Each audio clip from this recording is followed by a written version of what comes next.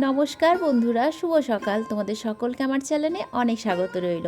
এই কথাটা এতদিন আমি শুধু আমার বন্ধুদেরকেই উদ্দেশ্য করে বলতাম, কিন্তু এখন থেকে তো আমার শুধু বন্ধুরা আছে এমনটা কিন্তু নয়। এখন থেকে কিন্তু আমার পরিবারও আছে, এমনকি আমার পাড়া প্রতিবেশী সবাই আছে। তাই সকলকে জানাই শুভ সকালের অনেক অনেক শুভেচ্ছা। সবাই খুব ভালো থেকো, সুস্থ থেকো। আর আমিও খুব ভালো আছি, সত্যি বলছি আমি খুব ভালো আছি। তার কারণ হচ্ছে এখন আমার যখন যেটা ইচ্ছে হয় আমি তখন সেটা করি, যখন যেটা ইচ্ছে হয় না আমি তখন সেটা করি না। আর হয়তো কখনো মন খারাপ করছে, বোনকে বললাম চ একটু ঘুরে আসি, তো বোন আর আমি দুজন মিলে গিয়ে বাইরে কোথাও থেকে একটু ঘুরে চলে আসি। আর সত্যি বলছি বাইরে কোথাও ঘুরতে গেলে না মনটা বেশ ভালো হয়। আর বোন যবে থেকে এসেছে তবে থেকে ওই একা ভাবটা একদম অনুভব হয় না। মনে হয় না যে পাশে কেউ আছে গল্প করার মতন। আগে তো সারাদিনের গল্প বোনের সঙ্গে শেয়ার করতাম, মানে ও সকালবেলায় অফিসে যেত, দুপুরবেলায় আসতো, দুপুরবেলায় একটু গল্প করতাম, তারপরে সন্ধ্যের পর থেকে দুই বোনে গল্প করতাম, ফোন দেখতাম, ভিডিও করতাম। তো একদিন হঠাৎ করে বোন বলল, এক কাজ কর না, সবাই যখন ভিডিও করছে, ভিডিও করে পোস্ট করছে, তুইও কর, ঘরে কি কাজ করছিস না করছিস, তাহলে তোরও টাইম কাটবে, ভালোও লাগবে, একা একা থাকিস বিরক্ত যেহেতু লাগে। আর সত্যি বলছি আমি যখন পুরো একা হয়ে গেছিলাম না তখন খুবই খারাপ লাগতো, আমার একদম ভালো লাগতো না। তাই সবসময় ভাবতাম কি করব কি করব। তারপরে বোন যখন বলল এটা কর, তো ওর কথা শুনে আজ আমি এই যে ভিডিও করছি। তো সত্যি বলছি ভিডিও করতে গিয়ে না আমার যে দিনটা কিভাবে কেটে যায় আমি কিছুই বুঝতে পারি না। এমন না যে ভিডিও করতে গিয়ে আমি সংসারে কাজ করতে পারি না, সেটা একদমই না। আমি সংসারে কাজ কাম রান্না বান্না সব কিছু করছি, তার মধ্যে ভিডিও করছি। আর একটা টাইম হয়তো না ঘুমিয়ে না ঘুরে ফিরে বা কোথাও গিয়ে কারোর সঙ্গে গল্প না করে ভিডিওটা এডিট করছি। তো এইভাবে যাই হোক আমি সারাদিন বেশ ভালোই থাকি, আর মাথাতে কোনো নেগেটিভ বা কোনো পজিটিভ কোনো চিন্তাভাবনা আসে না। তো এটাই হচ্ছে আমার এখনকার ডেলি রুটিন। ওইভাবে ওইভাবে কেউ মারে? দাঁড়া। ওই ওই পালিয়ে গেল বোন। আমি করে ঢুকে ধর ধর গ্লাস ধর। এই চল চল চল চল ওঠ।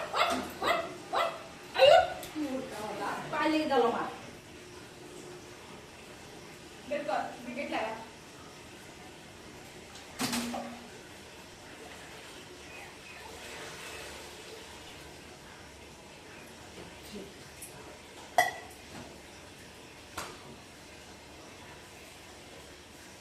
তো যাই হোক আজকে খুব সকাল সকাল ঘুম থেকে উঠে পড়েছিলাম। ঘুম থেকে উঠে বাড়ির যা কাজ ছিল সমস্ত কাজকাম করে গা হাত পা ধুয়ে ঠাকুর ঘরে গেছিলাম।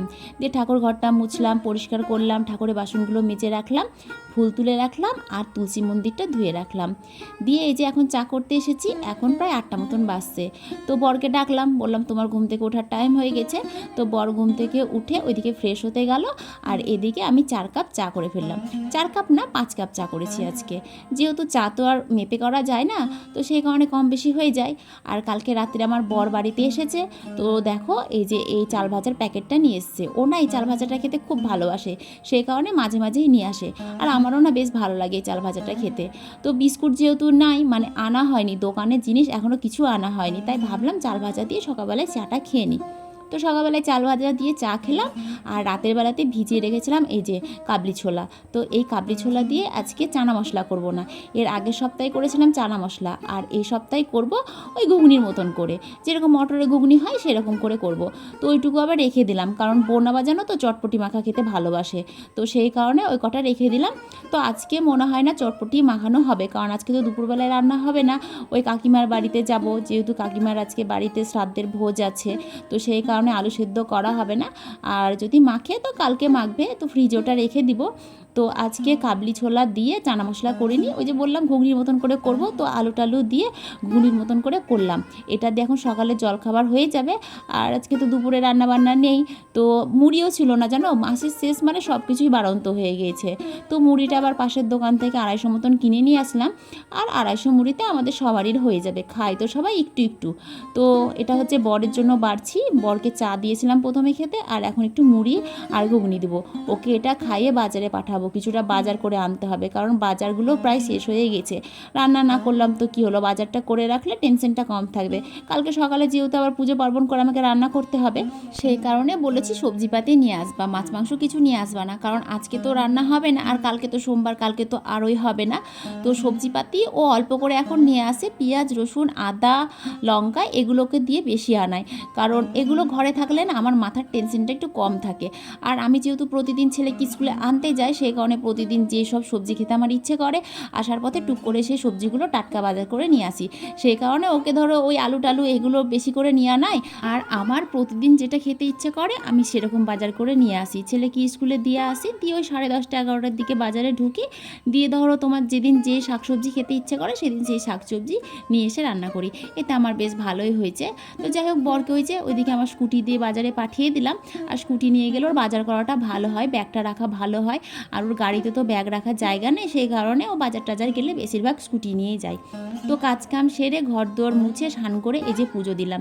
সকালবেলাতে বোন একবার ঘর মুছেছিল, তারপরে আমরা এই যে জলখাবার খেলাম, তারপরে ভোলু চিকু সবাই ধরো ঘরের মধ্যে ঢুকেছিল, ঘর বাড়িটা একটু নোংরা হয়েছিল, সেই কারণে আবার পরিষ্কার করে ঝাড়ঝুট দিয়ে মুছে নিলাম। তো স্নান টান করে এখন যাচ্ছি কাকিমার বাড়িতে। তো আমার বর বাজার থেকে একটা মানে জামা কিনে এনে দিয়েছে ভাইকে দেওয়ার জন্য, কারণ খালি হাতে তো আর যাওয়া যায় না, খারাপ লাগে। তো ভাইয়ের জন্য একটা জামা কিনে নিয়ে এসেছি। তো এখন আমি আর আমার ছেলে যাচ্ছি, কারণ ছেলের খিদে পেয়ে গেছে, কারণ 2:30 বেজে গিয়েছে, বর সবে মাত্র বাজার থেকে আবার এলো। তো ও কখন যাবে তার ঠিক নেই, তাই ভাবলাম যে বর পরে আসছে, আসুক, আগে গিয়ে ছেলেকে দুটো খাইয়ে দিই। তো আমার বর আবার বলছে তোমার কাপড়টা ঠিক করো। তো কে কাপড় ঠিক করে দেবে? তো আমার ছেলেই আবার কাপড়ের কুচিটা দেখলাম ঠিক করে দিল। ছেলে এখন একটু একটু করে শিখছে, কারণ ভবিষ্যতেও তো ওকে করতে হবে এই কাজটা, তাই না? তো এই যে এখন শ্রাদ্ধ বাড়িতে চলে এসেছি। তো কাকিমাকে দেখে সত্যি খুব খারাপ লাগছিল। আজকের ওয়েদারটা বেশ ভালো ছিল, মেঘলা মেঘলা ওয়েদার, ঠান্ডা বাতাস বইছিল। অন্যান্য দিন তো বৃষ্টি পড়ে, তো আজকে বৃষ্টি হচ্ছিল না বলে বোনকে বললাম চ একটু ঘুরে আসি। কি হয়েছে তোর ফোনে? তোর ফোন আত্মহত্যা করে ফেলেছে মানে বুঝলাম না। এ মা, ফোন বন্ধ হয়ে গেল মানে সুইচ অফ হয়ে গেল? 1% চার্জ ছিল, শেষ হয়ে গেল। চল বাড়িতে গিয়ে তুলসী পাতা ফুল চন্দন দিয়ে সাজাই, মরে গেল। আত্মহত্যা করেছে বলে ওকে তুই ওকে তুলসী পাতা ফুল চন্দন এইসব দিয়ে এখন সাজাবি? হ্যাঁ, মরে গেল। হাই ভগবান, আগে যেমন এ না বেশ কমেডি কমেডি কথা বলে। জানি যায় না, ওরকম করে উঠলো। মানে ওর আত্মাটা জীবন মানে শরীর থেকে ওর আত্মাটা বেরিয়ে গেল, সেটা তোকে জানিয়ে দিয়ে গেল যে দেখো আমি বেরিয়ে গেলাম। ওটাই, চল। চ ওরে আমার, আমি নাকি অনেক রোগা হয়ে গেছি, দেখতে নাকি অনেকটা খারাপ লাগছে, সেই কারণে আমার বর চায় আমাকে মোটা করতে। তো সত্যি কথা, আমি আগের থেকে অনেকটাই খারাপ হয়ে গেছি, তার কারণ আগে আমার ওজন ছিল 60 কেজি, এখন আমার ওজন হচ্ছে 50 কেজি। তবে আমাকে দেখে কেউ বিশ্বাসই করে না যে আমার ওজন হচ্ছে 50 কেজি। তো আমার বর মোটা করানোর জন্য দেখো আমাকে কি কি এনে দিয়েছে। ওষুধপাতি খাইয়ে মোটা করানোটা তো ঠিক না, ওতে শরীরের রোগ হয়, সেই কারণে আমাকে কাজু বাদাম কিশমিশ এসব এনে দিয়েছে, আর এনে দিয়েছে আখরোট। বলেছে এগুলো রাত্রে জলে ভিজিয়ে রেখে সকালবেলায় খালি পেটে খেতে, তাহলে নাকি আমি মোটা হব। কাজু কিশমিশ তারপরে বাদাম ওগুলো প্যাকেট থেকে বের করে রাখলাম, আর কিছুটা করে ভিজিয়ে রাখলাম। এর আগেও এনে দিয়েছিল জানো তো, তবে ভিজাতে ভুলে যেতাম। ওই 2 দিন 3 দিন পর যেদিন মনে পড়তো সেদিন ভিজাতাম, পরের দিন সকালে খেতাম, আবার হয়তো 2 দিন 3 দিন ভুলে যেতাম। তো যাই হোক, এবার না আমি চোখের সামনে রেখেছি যাতে না ভুলে যায়। তো এই সবজিপাতিগুলো সকালবেলাতে নিয়ে এসেছিল, তো সকালবেলাতে যখন এনেছিল তখন তো তোলার টাইম পাইনি, তো এখন আবার সন্ধ্যের সময় তুলে রাখছি। সন্ধ্যের সময় সন্ধ্যাবাতি দেওয়া হলো, তারপরে চা খাওয়া হলো, ঘর দোয়ার মোটামুটি গুছানো হলো। এখন বসেছি এই সবজিপাতিগুলো গুছাতে। তো যেগুলো তোমার কাঁচা সবজি সেগুলো ফ্রিজে রাখবো, তার জন্য প্যাকেটে ভরে রাখলাম। আর এখানে আছে তোমার আদা রসুন আর লঙ্কা, তো লঙ্কাগুলো ফ্রিজে রাখবো আর আদা রসুনগুলো বের করে রাখবো, কারণ আদা রসুন তো আর ফ্রিজে রাখা যায় না, ফ্রিজে রাখলে নষ্ট হয়ে যাবে। তো লঙ্কাগুলো প্যাকেটের মধ্যে রেখে দিলাম, আর রসুনগুলো আর আদাগুলো বের করলাম। এখন আদা রসুনের কত দাম বলো তো, মনে হচ্ছে যেন আদা তো রসুন তো না, মনে হচ্ছে যেন সোনা। তার সঙ্গে আলুরও দাম কত বেড়েছে। তো আলুগুলো এই যে ঝুড়ির মধ্যে তুলে রাখলাম, আর ওইদিকে সবজি রাখলাম। সবজিগুলো নিয়ে গিয়ে এখন ফ্রিজে ভরে রাখবো, আর এগুলো এখানে গুছিয়ে রাখবো রান্নাঘরেই, এগুলো রান্নাঘরেই থাকে।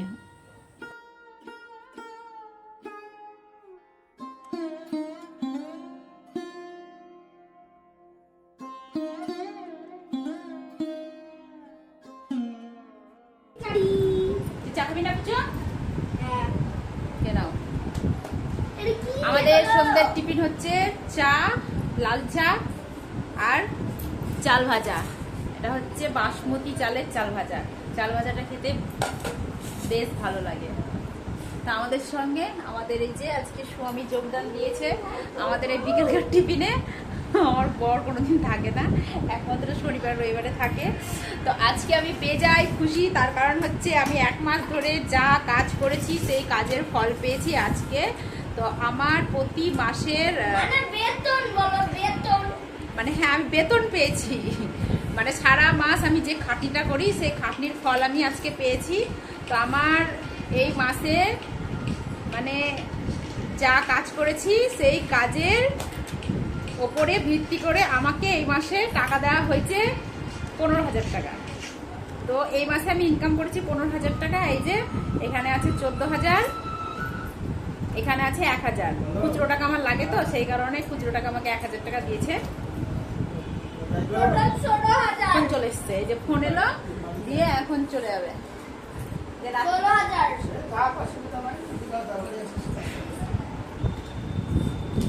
বন্ধু ফোন করেছে, প্রাণের বন্ধু।